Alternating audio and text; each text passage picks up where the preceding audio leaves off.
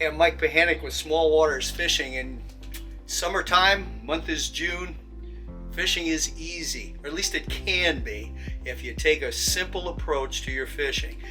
Folks all over the country are out wanting to catch fish, taking children fishing. I myself am involved in several kids events this time of year. And the key to newcomers, bringing new folks into the game, youngsters in particular, but really so many fishermen, is to simply have some action. And that's what we're all about right here, Small Waters Fishing. Action, getting you fish, bringing fish to your bait and to the boat as quickly as possible. What I'd like to show you today is a few simple rigs that you can put together for not quite pennies, but not much more than that, and they were going to work for you waters anywhere in the country. Our theme here is simplicity. Light rigs, light line, simple terminal tackle. One thing you don't want to do, one of my first lessons when I bring in new folks into the game, or just trying to show folks how to catch more fish, is to get rid of the beach ball bobbers.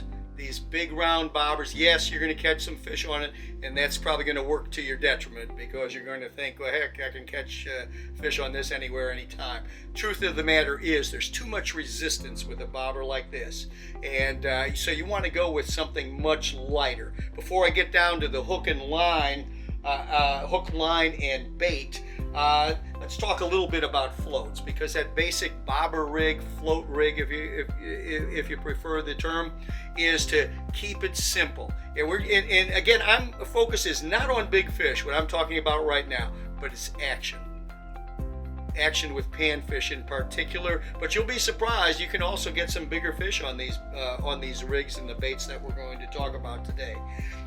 If you have to go with the standard red and white bobbers, look, if you can, go with a very small one around this size. This one, as you can see, and I see more of the manufacturers are going to this pear shape. That little bit of taper makes a big difference. The whole idea in fishing, so much when it comes to finesse fishing, float fishing, so much of your fishing, you want to feel that fish, or have a sense that that fish is biting before that fish senses you. And that's why we go for minimal resistance. Tapered bobbers, tapered pear-shaped bobbers like this. I'm also going to show you a fill bobber. This taper, this is very light. The resistance is minimal, and you're going to see your action increase and your hookups increase more than you can imagine if you're not accustomed to using these. Here's a rig right now. I've got this set up, and our baits are live bait. Live bait works. There's just no question about it. To go out and catch a bunch of fish, wax worms, red worms, night crawlers, yes, they're going to work. You're going to catch a lot of fish on those. What I'm going to talk about today are some artificials, so you can keep these around. Even if you can't make a trip to the bait shop, you're still going to be able to have some bait at the ready, and you're going to be able to catch a lot of fish. The standard rig here is, I showed you the fill bobber just a little bit ago. This is a sliding bobber rig, adjustable. It's got a little I'm going to set the rod down.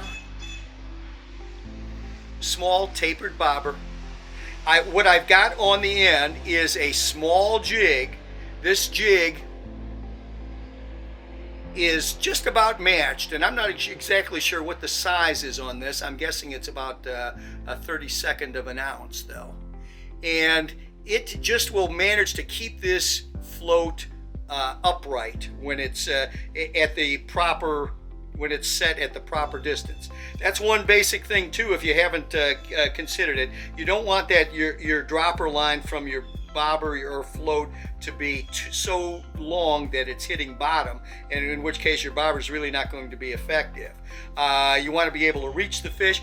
Experiment constantly with the length of your dropper, just how far below the bobber. If you're fishing deeper water, you're probably going to want to set it a little deeper, but not necessarily. Sometimes those fish are riding high. You just plain have to play around with it and see how the fish react. Let the fish tell you what they want, where they are sitting in the water column. Now, again, back to that, let's go to the jig. And what I've, the jig, what I've put on here is an artificial bait. This is part of the Berkeley line, power bait line. And this is a honeyworm, but there's a number of options, and we're going to go through several of those baits in a little bit. But just to explain once again, I've got a light bobber, a light jig, an artificial bait that is segmented, and I've cut it off. Actually, this honeyworm, which I'm going to pull out in a little bit, I've cut off a couple sections there so it sits horizontally. If you're fishing sunfish, you're probably going to find that you're going to get a little more response with a horizontal presentation. Yes, I do use some ice fishing jigs and hooks, and sometimes just have those baits just straddling that hook, sitting in what we refer to in bass fishing as a wacky style. But if you can set your jig, set your bait on your jig horizontally, your hookups are going to be consistently better, and you're going to get more bites as well. For some reason, your sunfish family respond more to that horizontal bait look and presentation. But yes, you're going to find you can catch them on all kinds of baits and looks. Let me show you how to rig that honeyworm on a small jig. Again, here's the jig, and this one. Let me see if I actually have the. This is as I thought a 1/64 ounce jig. The 1/64 and 1/32 are the sizes you're going that I'd recommend using quite a bit with these smaller bobbers. You want to always match your jig or your hook, and if you use a split shot with that to that float. Want that float to suspend, just have enough weight on there so it's perfectly suspended. I want to point out something also too before we actually get started on this. One of the advantages of working with a perfectly balanced float and bait situation is when you have this bobber floating at the ready, it's balanced to the rig. When you get, yes, we're all accustomed to that bobber going underneath the water. That's our sign. It twitches and goes underneath the water, sign that a fish has taken it. But what happens when that fish comes from below and comes up with your bait? If you've got just a big bobber, you may not notice anything there. But with these light and perfectly balanced float and rig combinations, when that fish comes up with the bait, that float falls on its side. So you're not seeing any twitching, just the opposite. Your float has fallen on its side. There's no action. There's a fish on there. And I've had in recent days seen that happen many, many times. So this is something to watch out. Another advantage of a light and balanced rig. Now, I've talked about these basic artificial rigs for panfish. We're going to talk about I've used for example that Berkeley honeyworm that I've spoken of already. Here's one in a chartreuse color. They come connected like this in a string. What you're going to want to do is take one segment off of that. Very simple. Break it off, and let's take a look at this at our jig. What we want to do to increase not only our hits but our hookups, because you're going to find a lot of those small fish are just nipping at your bait. This is commonplace wherever you're fishing for panfish, but especially when there's a lot of small fish in the area. You want to balance this and make it keep as much of that bait, not necessarily all of it, but you want to keep a lot of that bait on that shank, so the fish, when they're biting, if they're simply nipping at the tail, yeah, you're still going to miss some strikes. But what we will find is our hookups are going to go way up if we just trim a little bit, and it's going to depend on the size of your jig.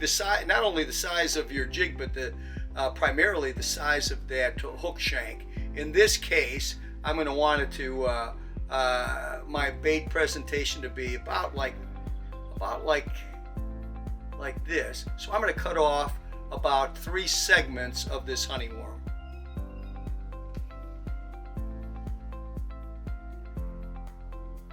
I'll take this hook.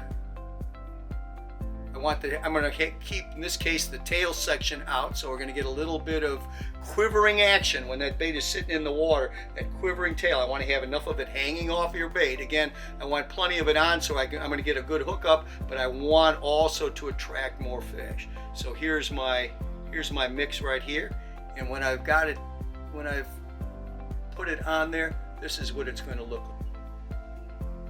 See, I've got a little bit of tail section, and that's going to quiver a little bit. Now, I should also mention about these, a lot of the artificial baits, not just with Berkley and the Power Bait and Gulp lines, but some of the other manufacturers have impregnated those plastics and sometimes biodegradable materials with a scent, with a fish attracting scent. Sometimes these are lab concoctions. In other cases, they've taken this from natural food sources. But you will find many of these baits effective these days, and again, you don't necessarily have to have live bait to have fast action. And we're going to show you a little bit of that action in a little while.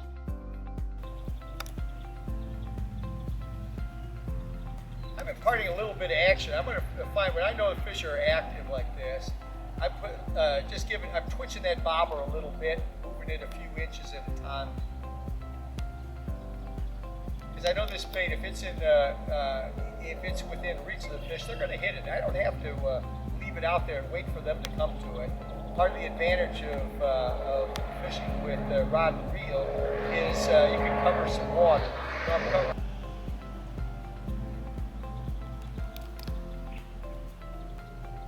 I can see that bluegill below it. I can see a couple of them there from here.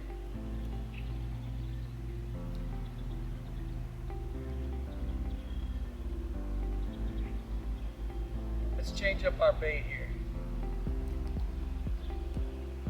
Let's see if a different color makes a difference. Always bring several different types of baits and several different colors if you can, because you're going to find that preference is going to change not only day to day, but sometimes hour to hour. And I think much of it has to do with watercolor and sunlight.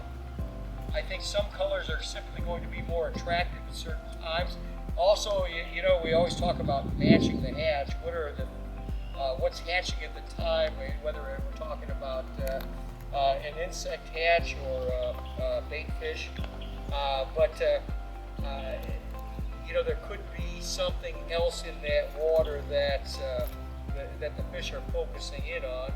And if we're changing up our baits, our chances of coming closer to that primary forage at the time become a lot better.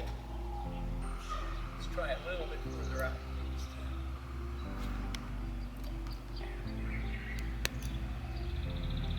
Boy, that didn't take long.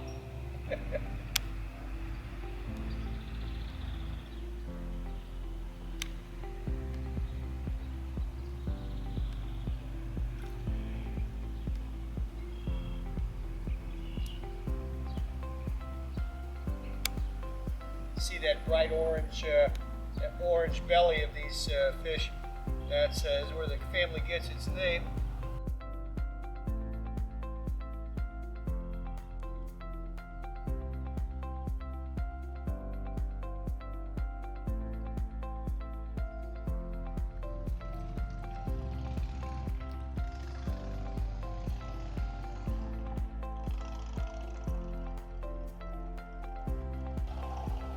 See, I just changed up the color, and the action changed immediately, picked up immediately. In this case, again, as I'm re-rigging this honeyworm segment, I want to get it on that hook, set horizontally, snug up to the jig head, little tail action, little tail for it. This makes a nice target. They like that horizontal target. You got a little bit of action, quivering action from that tail in this soft plastic body, and the fact that the target is very small, your chances of an effective hookup are very, very good. So at the terminal end of your line, try light bobbers, light jigs, light hooks, baits that match. try to balance that setup so that that bobber is suspended. Remember that you can catch not only the fish when they're pulling that bobber down in classic fashion, but when they come up with that bait and that float falls on its side. This simple rig will catch you an awful lot of fish. In our next segment, we'll show you rod, reel, and line combinations to handle this light tackle.